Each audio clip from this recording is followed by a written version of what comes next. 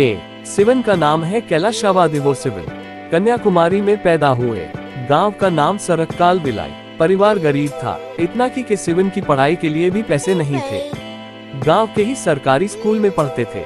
8वीं तक वहीं पढ़े। आगे की पढ़ाई के लिए गांव से बाहर निकलना था, लेकिन घर में पैसे नहीं थे कि सिवन को पढ़ने के लिए फीस जुटानी थी, और इसके लिए उन्होंने पास के बाजार में आम बेचना शुरू किया। जो पैसे मिलते उससे अपनी फीस चुकाते। इसरो चेयरमैन बनने के बाद सिवन ने अंग्रेजी अखबार डेक्कन क्रॉनिकल से बातचीत के दौरान बताया था, आम बेचकर पढ़ाई करते करते सिवन ने इंटरमीडिएट तो कर लिया, लेकिन ग्रेजुएशन के लिए और पैसे चाहिए थे। पैसे न होने की वजह से उनके पिता ने कन्याकुमारी के नागरकोइल के हिंदू कॉलेज में उनका दाखिला करवा दिया, और जब वो हिंदू कॉलेज में मैथ्स में बीएससी करने पहुंचे तो उनके पैरों में चप्पलें आई, धोती कुर्ता और चप्पल। इससे पहले सिवन के पास कभी इतने पैसे नहीं हुए थे कि वो अपने लिए चप्पल तक खरीद सके।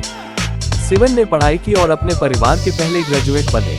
मैथ्स में 100 में 100 नंबर लेकर आए, और फिर उनका मन बदल गया। अब उन्हें मैथ्स नहीं साइंस की पढ़ाई करनी थी, और इसके लिए वो पहुंच गए MIT यानी कि मद्रास इंस्टीट्यूट ऑफ टेक्नोलॉजी। वहां उन्हें स्कॉलरशिप मिली और इसकी बदौलत उन्होंने एरोनॉटिकल इंजीनियरिंग हवाई जहाज बनाने वाली पढ़ाई में बीटेक किया। साल था 1980। MIT में उन्हें S Narasimhan, S Venkataraman, A Nagarajan, R Dhanraj और के जयरमन जैसे प्रोफेसर मिले, जिन्होंने सिवन को गाइड किया। बीटेक करने के बाद सिवन ने एरोस्पेस इंजीनियरिंग में मास्टर्स किया बेंगलुरु के इंडियन इंस्टीट्यूट ऑफ साइंस से। और जब सिवन IIS बेंगलुरु से बाहर निकले तो वो एरोनॉटिक्स के बड़े साइंटिस्ट बन चुके थे। धोती कुर्ता छूट गया था और वो अब पैंट शर्ट पहनने लगे थे। इसरो यानी इंडियन स्पेस रिसर्च ऑर्गेनाइजेशन के साथ उन्होंने अपनी नौकरी शुरू की। पहला काम मिला PSLV बनाने की टीम में। PSLV यानी कि पोलर सैटेलाइट लॉन्च व्हीकल, ऐसा रॉकेट जो भारत के सैटेलाइट्स को अंतरिक्ष में भेज सके। सिवन और उनकी टीम इस काम में कामयाब रही। सिवन ने रॉकेट को कक्षा में स्थापित करने के लिए एक सॉफ्टवेयर बनाया, जिसे नाम दिया गया सितारा। उनका बनाया सॉफ्टवेयर बेहद कामयाब रहा और भारत के वैज्ञानिक जगत में इसकी चर्चा होने लगी। इस दौरान भारत के वैज्ञानिक PSLV से एक कदम आगे बढ़कर GSLV की तैयारी कर रहे थे। GSLV यानी कि जियो सैटेलाइट लॉन्च व्हीकल।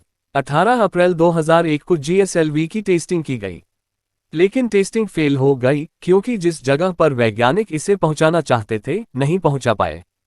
सिवन को इसी काम में महारत हासिल थी। GSLV को लॉन्च करने का जिम्मा दिया गया सिवन को, और उन्होंने कर दिखाया। इसके बाद से ही सिवन को इसरो का रॉकेट मैन कहा जाने लगा। इसके बाद सिवन और उनकी टीम ने एक और प्रोजेक्ट पर काम करना शुरू किया। प्रोजेक्ट था रियूजेबल लॉन्च व्हीकल बनाना, मतलब कि लॉन्च व्हीकल से एक बार सैटेलाइट छोड़ने के बाद दोबारा उस लॉन्च व्हीकल का इस्तेमाल किया जा सके। अभी तक किसी भी देश में ऐसा नहीं हो पाया था। सिवन की अगुवाई में भारत के वैज्ञानिक इसमें जुट गए थे। इस दौरान सिवन ने साल 2006 में एरोस्पेस इंजीनियरिंग में IIT बॉम्बे से डॉक्टरी की डिग्री हासिल कर ली, और फिर इसरो में लॉन्च व्हीकल के लिए ईंधन बनाने वाले डिपार्टमेंट के मुखिया बना दिए गए। तारीख थी 2 जुलाई 2014। एक साल से भी कम समय का वक्त बीता और सिवन को विक्रम साराभाई स्पेस सेंटर के मुखिया बना दिए गए।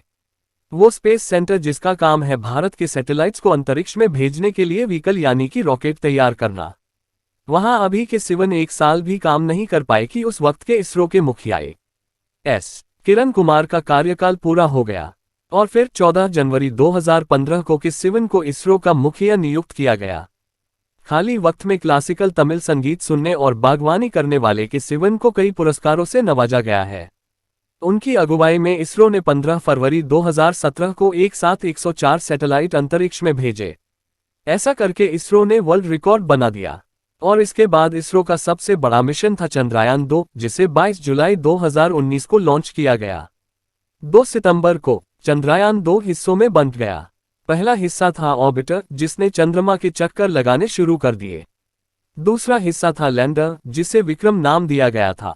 इसे 6-7 सितंबर सब ठीक था कि अचानक संपर्क टूट गया, और फिर जो हुआ वो दुनिया ने देखा। भावुक पल। इसरो चीफ PM मोदी के गले लगकर रो पड़े। सब कुछ उम्मीद के मुताबिक नहीं हुआ, लेकिन ये सिवन है।